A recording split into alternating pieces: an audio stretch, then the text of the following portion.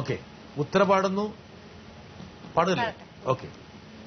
காண ஆயிரம் கண் வேண்டும், உன்னை காண கண்ணாயிரம் வேண்டும், முருகனை காண வேலனை காண குமரனை காண கண்ணாயிரம் வேண்டும்.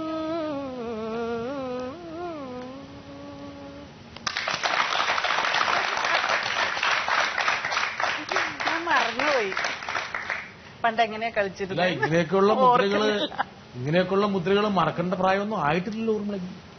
ഡാൻസ് നിർത്തിയിട്ട് 10 വർഷമായി, 12 വർഷമായി. പഠിപ്പിക്കല് നിർത്തിയിട്ട് ഒരു 20 വർഷമെങ്കിലും ആയി. അത്രയൊക്കെ ഓർക്കാൻ പറ്റുള്ളൂ. വിവാഹം കഴിഞ്ഞിട്ടാണ് അഭിനയ രംഗത്തേക്ക് വരുന്നത് അല്ലെ? സാധാരണഗതിയിൽ വിവാഹം കഴിഞ്ഞിട്ട് അഭിനയം നിർത്തുകയാണ് പതിവ്. അതെ, ശരിയാ. ഇത് വിവാഹം കഴിഞ്ഞപ്പോഴാണ് ഊർമിളയ്ക്ക് എന്താ പറയാ പ്രായപൂർത്തിയായത്. പ്രായപൂർത്തിയായതല്ല, എന്റെ ഭർത്താവിന്റെ സപ്പോർട്ട്, അതല്ലേ കറക്റ്റ്. ഇൻവെർട്ടർ കോമയില ഞാൻ പറഞ്ഞ പ്രായപൂർത്തി. യഥാർത്ഥത്തില് ഉത്തര കുറച്ച് വൈകിയുണ്ടായല്ലേ? അതെ. ഒരുപാട് നേർച്ചകൾ നേർന്ന് കിട്ടിയതാണ്. അതിന്റെ വല്ലോ വില കൽപ്പിക്കുന്നുണ്ടോ? കന്നിയിൽ പിറന്നാലും കാർത്തിക നാളായാലും കണ്ണിന് കണ്ണായി തന്നെ ഞാൻ വളർത്തും. കന്നിയിൽ കാർത്തികയാ. ഈ സ്നേഹമൊക്കെ അമ്മ തരുന്നുണ്ടോ? പിന്നെ ഞാൻ കൂടിയിട്ടുള്ള കുഴപ്പമുള്ളൂ. ലാളിച്ച് വഷളാക്കാണോ മോളെ? ഭയങ്കരമായിട്ട്. എനിക്ക് ഇങ്ങനെ കോളേജിലും സ്കൂളിലൊന്നും പോകണ ഇഷ്ടമല്ല. സമ്മതിക്കില്ല. ഇന്ന് കോളേജിൽ പോണ്ടേ, ഇന്ന് നമുക്ക് കറങ്ങാൻ പോവാൻ. വന്നു കഴിഞ്ഞാൽ ശല്യം തുടങ്ങും. ചെന്നൈയിലേക്ക് വന്നു കഴിഞ്ഞാൽ ഉടനെ ഇന്ന് പോണ്ട, നാളെ പോണ്ട, മറ്റന്നാൾ പോണ്ട, നമുക്ക് ടൂർ പോവാം, സിനിമയ്ക്ക് പോവാം. സിനിമാ രംഗത്തേക്ക് വീണ്ടും വന്നാല് തമിഴിലൊക്കെ ഊർമിള കുറച്ച് ശ്രമങ്ങളൊക്കെ നടത്തി. വലിയൊരു ഇമ്പാക്ട് ഉണ്ടായില്ല. 3 സിനിമ വിളിച്ചപ്പോ അവിടെ ഇരുന്ന ആൾക്കാരൊക്കെ എന്തൊക്കെയോ റോളൊക്കെ കൊടുത്തു. അത്ര തന്നെ. നോക്കട്ടെ. ഞാൻ നർത്തകി എന്ന് പറഞ്ഞിട്ടൊരു ഫിലിമിൽ ഒരു ഡാൻസ് ചെയ്തിട്ടുണ്ടായിരുന്നു. അപ്പൊ അതൊരു ഇൻട്രൊഡക്ഷൻ ഡാൻസ് പോലെ ചെയ്തതാ. അവിടെ കാണാൻ വന്നിരുന്ന ഒരു ഡയറക്ടർ അവിടത്തെ ആരെയോ കാണാൻ വേണ്ടിട്ട് സെറ്റിൽ വന്നിട്ടുണ്ടായിരുന്നു.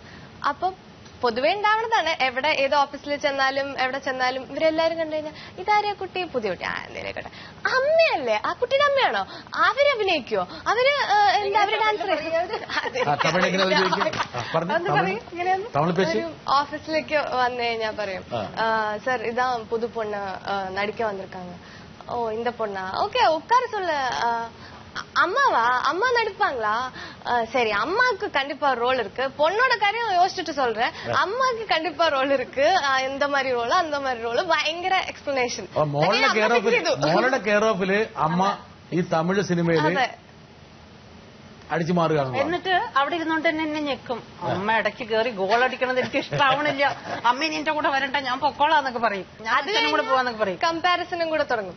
അമ്മയുടെ അത്ര ഭംഗിയില്ല അല്ലേ മോൾക്ക്, അമ്മയുടെ പോലെ അഭിനയിക്കാറില്ല അല്ലെ.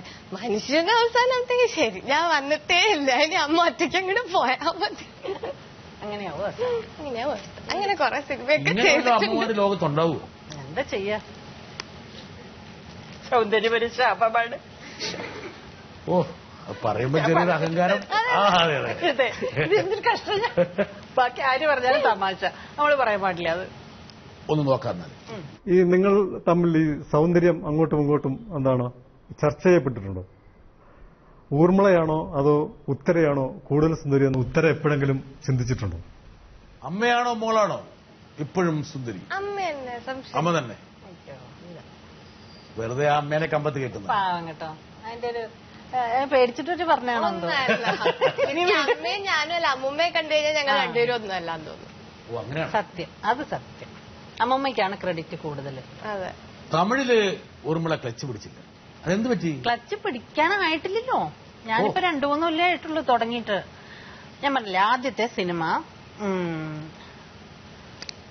സൂര്യയുടെ അമ്മയായിട്ടാണ് അഭിനയിക്കാനുള്ള ഒരു ഭാഗ്യം ഉണ്ടായത്. അത് 7ാം അറിവ് എന്ന് പറഞ്ഞ സിനിമയാണ്. 5 ദിവസം വർക്ക് ചെയ്തു. ഒരു 4 സീൻ ഉണ്ടായിരുന്നു അതിൽ. പക്ഷേ ഡയലോഗൊക്കെ ഉണ്ടായിരുന്നു. സിനിമ കഴിഞ്ഞ് കുറച്ച് കഴിഞ്ഞപ്പോൾ അവരെന്നെ വിളിച്ചു പറഞ്ഞു, ചേച്ചി സിനിമയ്ക്ക് എടുത്തു വന്നപ്പോൾ 4 മണിക്കൂറോളം ലെങ്ത് വന്നിട്ടുണ്ട്, അപ്പൊ ഞങ്ങൾ കുറെ കട്ട് ചെയ്യാണ്, അതുകൊണ്ട് മാഡത്തിന്റെ സീൻസ് ഒക്കെ കട്ട് ചെയ്ത് കളയുകയാണെന്ന്. ഞാനാണെങ്കിൽ എല്ലാവരോടും പറഞ്ഞു കേട്ടോ, സൂര്യയുടെ അമ്മയായിട്ട് ഞാനാണ് അഭിനയിക്കുന്നതെന്ന് വലിയ ജാടയിലൊക്കെ പറഞ്ഞു നടന്നിട്ട് നാണക്കേട്. സിനിമ വന്നപ്പോ ഒരു ക്ലോസ് ഇട്ടിട്ടുണ്ട് അതിൽ, ഭാഗ്യത്തിന്. അത് എന്നെ അറിയുന്നവരും അത് ഊർമിളയല്ലേ എന്ന് ചോദിക്കുമ്പോഴത്തേക്കും കഴിഞ്ഞുപോയി. അത്ര നാണക്കേടായി പോയി എനിക്ക് ആ സിനിമ അഭിനയിച്ചപ്പോ. പിന്നെ ഞാൻ വെച്ചോ പോട്ടെ, അല്ലേ വലിയൊരു സിനിമയുടെ ഒരു ഭാഗമാവാൻ പറ്റിയല്ലോ, അത്ര വിചാരിച്ചാൽ മതി. അത് കഴിഞ്ഞപ്പോഴാണ് ഈ ഉത്തര പറഞ്ഞ സംഭവം ഉണ്ടാവുന്നത്. രാജകൃഷ്ണൻ എന്ന് പറഞ്ഞൊരു ഡയറക്ടറാണ് എന്നെ വന്ന് വിളിച്ചത്. പക്ഷെ ആ സിനിമയുണ്ടല്ലോ, ഒരു നടികൈൻ വാഗ്മൂലം എന്നാണ് സിനിമയുടെ പേര്. ത്രൂ ഔട്ട് ക്യാരക്ടർ, മലയാളത്തിൽ ഇത്ര നല്ല ക്യാരക്ടർ എനിക്ക് കിട്ടിയിട്ടില്ല. അതുപോലെ നല്ല ക്യാരക്ടറായിരുന്നു. ആദ്യം മുതൽ അവസാനം വരെ നിറഞ്ഞു നിൽക്കുന്ന, നന്മയുടെ പ്രതീകമായ അമ്മ വന്ന് ദുഷ്ടയായി മാറി വൃത്തികെട്ടവളായി മാറുന്ന ഒരു ക്യാരക്ടറാണ് ചെയ്തത്. அந்த ஓடி போனவளை பத்தி நாங்களே கவலைப்படல, உங்களுக்கே அந்த கவலை? பெத்த தாயின பார்த்தாளா இல்ல கூட பிறந்தவங்கள நினைச்சு பார்த்தாளா? சண்டாட பாவி, அவளுக்காகவே வாழ்ந்த என்னையே தூக்கி வீசி போட்டுட்டு போயிட்டாளே.